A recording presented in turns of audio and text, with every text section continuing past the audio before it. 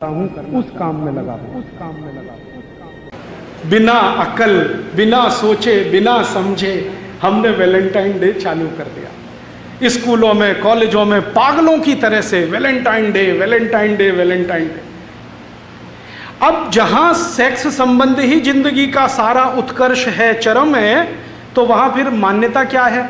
वहां मान्यता यह है कि स्त्री और पुरुष ऐसे ही हैं जैसे इस्तेमाल करने वाली वस्तुएं। जब तक मजा देती हैं इस्तेमाल करो, जिस दिन नहीं देती हैं फेंक दो, नहीं ले आओ। तो महिला जब तक आनंद दे रही है तब तक रखो, जिस दिन बेकार हो गई घर के बाहर निकालो, दूसरी ले आओ, बाजार में मिलती है। अब परिणाम क्या होता है कि एक साथ बहुत सारी महिलाओं से शारीरिक संबंध रखना, तो पता कैसे चले बाप कौन सा है? बिना शादी के बच्चे होंगे तो पता कैसे चले बाप कौन सा है? तो इसलिए यूरोप में परिवार बनता नहीं है। परिवार तो कुछ निश्चित बिंदु से शुरू होता है ना।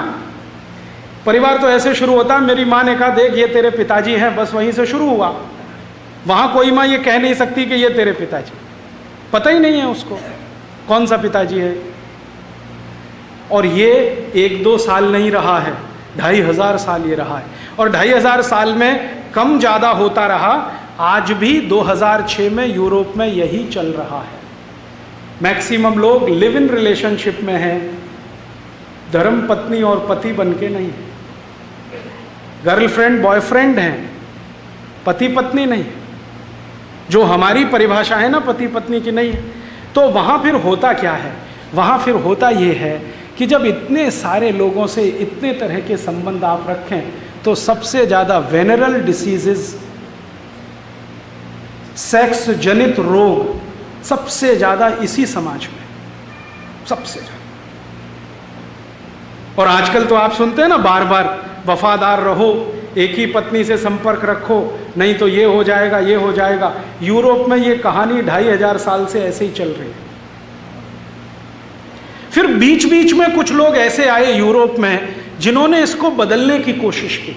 बीच बीच में उनके समाज में ऐसे लोगों ने जन्म लिया, वो कहने लगे कि ये अच्छा नहीं है, गलत है, इसमें कुछ लिमिटेशंस करो, नियम बांधो, परिवार बनाओ, शादियां करो, शादियों के साथ रहो। ऐसे कुछ लोग आते रहे, लेकिन उनको जिंदा नहीं रहने दिया समाज ने। अब मैं कहानी सुनाता हूं। ऐसे ही एक यूरोपियन व्यक्ति थे जो आज से लगभग 1600 साल पहले यूरोप में पैदा हुए। उनका नाम था वैलेंटाइन। और ये कहानी है 478 एडी। एडी माने ईसा की मृत्यु के बाद, आफ्टर डेथ। आज से लगभग 1300-1350 साल पहले की कहानी। एक वैलेंटाइन नाम के महापुरुष ने जन्म लिया, जो ये कहता था कि हम जो शारीरिक संबंध रखते हैं कुत्तों की तरह से, जानवरों की तरह से, ये अच्छे नहीं हैं, इनमें से ये खराबी, ये खराबी, तो इनको ठीक करो। एक पति एक पत्नी के साथ रहो, विवाह करके रहो, शारीरिक संबंधों को उसके बाद ही शुरू करो। ऐसी ऐसी वो बातें करते थे। और वो वैलेंटाइन महाशय जो नौजवान उनके संपर्क में आते थे उनको यही सिखाते थे। रोज उनका भाषण यही चलता था। संयोग से वो चर्च के पादरी हो गए, तो चर्च में आने वाले हर आदमी को यही बोलते थे कि भाई शादी कर लो, तभी संबंध रखो, बिना शादी के संबंध मत रखो। तो कोई कोई उनसे पूछता था कि आपको ये वायरस कहाँ से घुस गया, ये तो यूरोप में है नहीं कहीं। तो वो कहते थे कि आजकल मैं ईस्टर्न फिलॉसफी का अध्ययन कर रहा हूँ, उसमें ये समझ में आ रहा है। ईस्ट समझते? ये ईस्ट माने भारत। आज से 1600 साल पहले, 1700 साल पहले का भारत, पूरा ईस्ट लगभग वही था। चीन में भारतीय सभ्यता, बुद्धिज्म। इंडोनेशिया, मलेशिया में भारतीय सभ्यता, बुद्धिज्म। जितनी दूर तक नजर जाती है ईस्ट और फार ईस्ट में, सब जगह भारत और भारती था। ये बाउंड्री तो अभी बनी। तो वो कह रहे हैं कि मैं आजकल ईस्टर्न फिलॉसफी का अध्ययन कर रहा हूं और मुझे लगता है कि वो परफेक्ट है। उसी के लिए मैं चाहता हूं कि आप ये मानो। तो कुछ लोग मानते थे। तो वो वैलेंटाइन पता है क्या करते थे? चर्च में बच्चों की शादियां कराते थे। चर्च में बच्चों की शादियां कराते थे।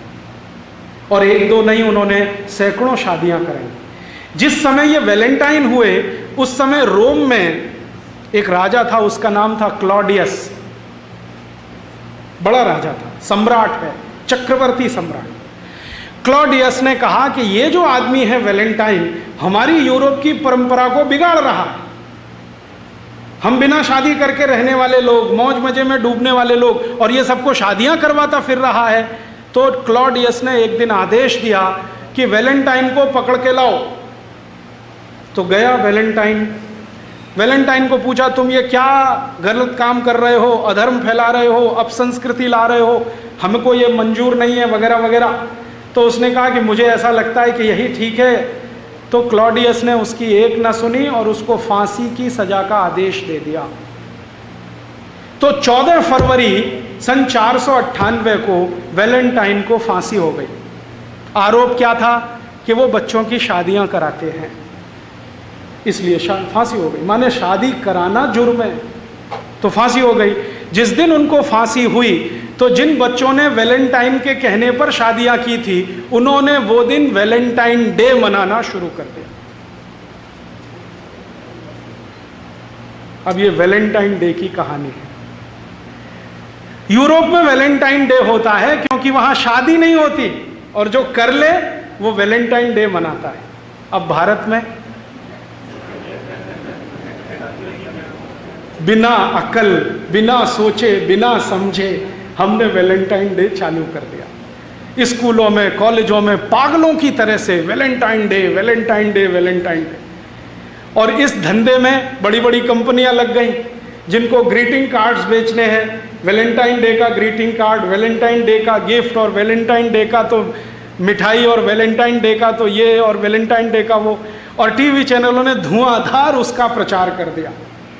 तो गली मोहल्ले छोटे छोटे बच्चे 10-10, 12-12 साल के वैलेंटाइन डे में फंसे हुए हैं। हाँ, और ऐसे मूर्ख हैं कि वो जो कार्ड भेजते हैं ना, उसमें लिखते हैं would you be my Valentine. हाँ, इसका सही मतलब है कि आप मेरे साथ शादी करोगे। और वो एक को नहीं 10-10 को भेज देते हैं, 20-20 को भेज देते हैं, 25-25 को, would you be my Valentine. अभी मैं तो एक दिन तंग हो गया, परेशान हो गया। बंबई में मैं एक सज्जन के घर खाना खाने गया, तो उनके घर में एक दादाजी हैं, दादाजी 65 साल के। उनको 25 ग्रीटिंग कार्ड आए हैं, लिखा हुआ would you be my Valentine. लिखने वाले कौन है? 15-20 साल के लड़के लड़कियां। वो दादाजी को वैलेंटाइन बना रहे हैं। मूर्खों को पता नहीं है कि वैलेंटाइन होता क्या है। बिना सोचे, बिना समझे ये जो हम लेते हैं ना, ये ऐसा नाश करता है। तो यूरोप की तकलीफ है, वहाँ शादियाँ नहीं होती हैं। शादी कराने वाला कोई पैदा हो जाए तो उसको फांसी हो जाती है। इसलिए वो कभी कभी ऐसे लोगों को याद करने के लिए कुछ सेलिब्रेट करते हैं। हम उनकी नकल करें ये बिल्कुल ज़रूरी नहीं। ऐसा है यूरोप।